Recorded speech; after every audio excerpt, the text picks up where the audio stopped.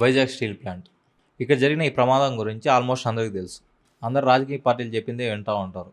కానీ ఇక్కడ వాళ్ళు ఎంత బాధతో చనిపోయారో ఎవరికి తెలియదు. ఎవరు దాని గురించి పట్టించుకోవడం కూడా పట్టించుకోరు. 1600 డిగ్రీల సెల్సియస్ వేడితో ఉన్న స్టీల్, ఆ వేడితో మనిషి మీద పెడితే ఎంత బాధతో చనిపోయి ఉంటారు వాళ్ళు. సో ఎందుకు ఇలా అయిందనేసి ఎవరైనా ఆలోచించారా?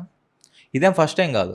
2012లో 19 మంది, 2014లో 2, 2020లో 4, 2026లో ఇప్పుడు 8 మంది. ఇదేం ఆగడం లేదే. ఎలక్షన్స్ వస్తే చాలు విశాఖ ఉక్కు, ఆంధ్రుల హక్కు అనేసి నినాదాలు చేస్తారు. ఆ తర్వాత దీని మెయింటెనెన్స్ ఎవరైనా చూసుకుంటారా? ఈ ఇన్సిడెంట్ కారణం ఏంటనేసి మీరు అనుకుంటున్నారు? జస్ట్ యాక్సిడెంట్ కాదు ఇది, నిర్లక్ష్యం. మిషనరీ ఫెయిల్ అయింది, క్రేన్ సరిగా పనిచేయలేదు, అసలు ఇక్కడ రోజువారి మెయింటెనెన్సే లేదు. అది కాకుండా ఓల్డ్ టైప్ మిషనరీని ఇంకా యూజ్ చేస్తున్నారు ఈ ప్లాంట్స్లో, ఎందుకంటే గవర్నమెంట్ మెయింటైన్ చేస్తుంది కాబట్టి. కానీ రాజకీయ పార్టీలు వచ్చేసి సో ఈ విధంగా జరిగింది ప్రమాదము, చనిపోయిన వాళ్ళకి ఇంత అమౌంట్ ఇచ్చేస్తాము, ఎక్స్గ్రేషియా ఇచ్చేస్తాము, 2 నిమిషాలు మౌనం పాటిస్తామనేసి చెప్పేసి వెళ్ళిపోతారు. రాజకీయ నాయకులు అందరూ, ఎనీ పార్టీ. కానీ బాధపడేది ఎవరు? ఆ ఫ్యామిలీస్.